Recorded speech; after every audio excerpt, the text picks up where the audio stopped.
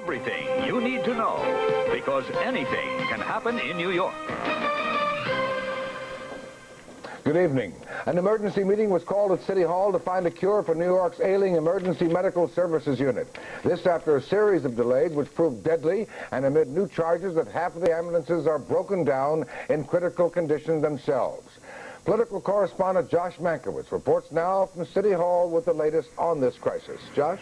Jim, here at City Hall, officials are saying the major culprit in the current ambulance shortage is the heat.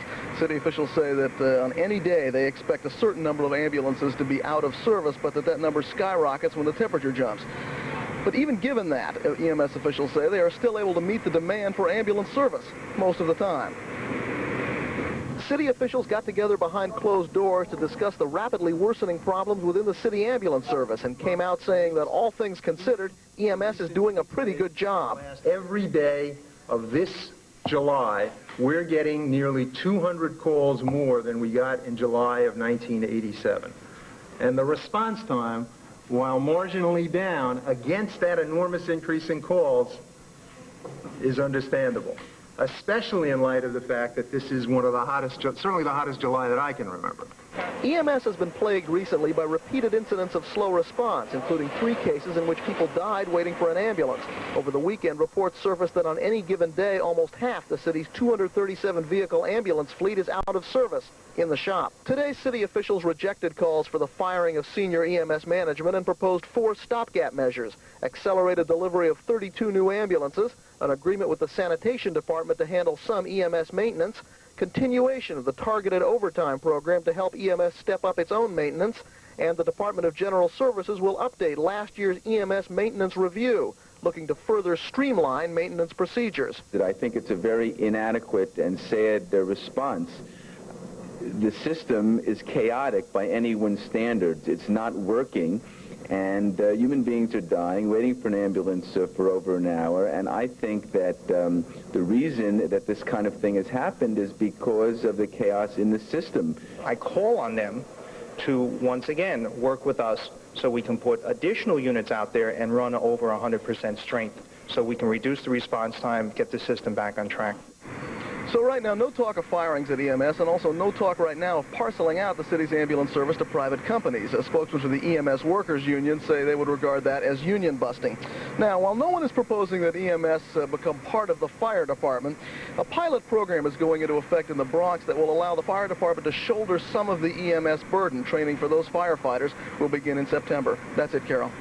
All right, Josh, and as you indicated in your report, for the men and the women who work at EMS, there's growing frustration within their ranks. Paramedics say that they are overworked and that they must battle enormous obstacles even before they can begin the job of saving lives. Channel 2's Vic Miles spent this afternoon with the EMS, and he has more. One mishap an hour. That's the kind of average this EMS unit in Hollis, Queens is used to. It was 2:30 this afternoon when Rich Pomerantz and his crew got to this accident near Union Turnpike. The driver of the car injured, his head smashing the steering column, his arm shattering the windshield. You're positive you didn't hit your head on the windshield? Because you have a break in the windshield that knows you're positive now. This is the 31-year-old EMS technician's second job this hour. So we're walking around exhausted a lot of the times. It's always a little more difficult in the summertime. You have emergencies that come up like this, and added to all the heat-generated calls and the breakdowns of the vehicles, you've got the workers and their complaints about overtime hours. We're all forced into large amounts of mandatory overtime. And we get tired, we're exhausted, and that plays upon our morale too. When you're working for such long hours, and because of the salaries, we're also forced to work a second job to make ends meet. Now, after 8 years and hundreds of emergencies like this one, Rich supports an expectant wife and 2 young sons on $27,000 a year. He can't afford a home of his own. He rents here in Queens. I mean, the amount of money that EMS gets compared to the police and fire departments is ridiculous. We may get 1/3 or 1/4 of the total police or fire department budget, and we also have to take care of 10 million people in the city, and we're responsible for their patient care, and we can't do it on the budget we have now. There's no way. It's been 20 minutes since Rich called for an ambulance.